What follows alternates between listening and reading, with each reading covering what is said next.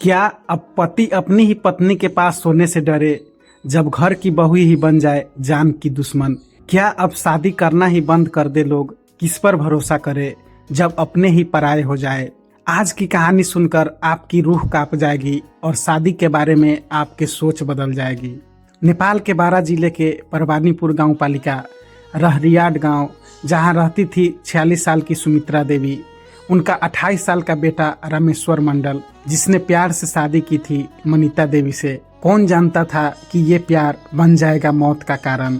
सोचिए, एक माँ ने अपने बेटे को कितने सपने दिखाए होंगे, कितनी मुश्किलों से पाला पोसा होगा, बड़ा किया होगा, फिर बहू लाई, सोचा होगा अब घर में खुशियाँ आएगी, लेकिन वो बहू निकली तो काल।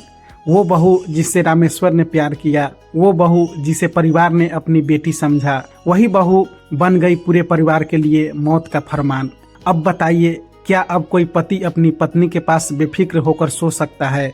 मनीता का एक पूर्व प्रेमी था धर्मेंद्र महतो, जो दुबई में काम करता था। शादी के बाद भी वो दोनों संपर्क में थे और एक दिन मनीता ने अपने प्रेमी को बुला लिया दुबई से नेपाल। माघ 12 गते वो युवक दुबई से उड़कर आया, काठमांडू पहुंचा और सीधे बारा आ गया। सवाल ये है, किस पर भरोसा करे जब पत्नी ही करे पति को धोखा, जब घर की बहू ही बने परिवार की दुश्मन। उस काली रात जब सब सो रहे थे, सुमित्रा देवी सोच रही होगी कि उसका परिवार सुरक्षित है, रामेश्वर सोच रहे होंगे कि उसकी पत्नी उसके साथ है, लेकिन उसी पत्नी की साजिश से अंधेरे में घुसे हत्यारों ने बेरहमी से चाकू घोंप दिया। सुमित्रा देवी के गले में, रामेश्वर के गले में। दोनों के चीखे उस रात आसमान तक पहुंची होगी, लेकिन कोई नहीं बचा सका उन्हें। रामेश्वर के पिता 50 साल के जगरूप मंडल अपनी पत्नी को मरते देखा, अपने बेटे को मरते देखा। 20 साल की बेटी रीना अपनी माँ को, अपने भाई को खून में डूबा देखा। बताइए, इस परिवार पर क्या गुजरी होगी।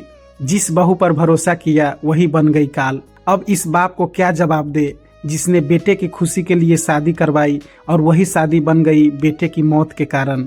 आज मैं आपसे सीधे सवाल पूछता हूँ, क्या अब लड़के शादी करने से डरेंगे? क्या अब हर पति को शक होगा अपनी पत्नी पर? क्या अब कोई माँ अपनी बहू पर भरोसा कर पाएगी? जब घर का दुश्मन घर में ही छिपा हो तो बचाव कैसे करे? मनीता देवी को क्या चाहिए था? प्यार, पैसा, आजादी, या सिर्फ अपने प्रेमी के साथ रहना? तो इसके लिए अपने पति को मारना पड़ता है? क्या इसके लिए अपनी ही सास को कत्ल करना पड़ता है? पुलिस ने मनीता और उसके प्रेमी धर्मेंद्र महतो को गिरफ्तार कर लिया, लेकिन क्या सजा मिलने से वो दोनों जाने वापस आ जाएगी? क्या जगरूप मंडल को उनकी पत्नी और बेटा वापस मिल जाएगा? दोस्तों, ये कहानी हमें बहुत कुछ सिखाती है। पहला, भरोसा अंधा नहीं होना चाहिए। दूसरा, शादी सिर्फ दो लोगों का मिलन नहीं, दो परिवारों की जिम्मेदारी है। तीसरा, प्यार में अंधा होकर कभी किसी को धोखा मत दो। चौथा, अगर रिश्ता नहीं निभा सकते तो तलाक ले लो, लेकिन खून मत करो। आज जागरूक मंडल अकेले रह गए, पत्नी चली गई, बेटा चला गया, बेटी घायल है, खुद घायल है। और सबसे बड़ा सवाल, क्या अब कभी वो किसी पर भरोसा कर पाएंगे? क्या अब कभी वो चैन की नींद सो पाएंगे? क्या अब कभी उसकी घर में खुशियां लौट पाएगी? मैं आपसे पूछता हूँ, क्या शादी अब सुरक्षित नहीं रही? क्या अब हर पति को पत्नी से डरना चाहिए? क्या अब हर माँ बाप को बहू से सावधान रहना चाहिए? अपनी राय कमेंट में जरूर लिखे।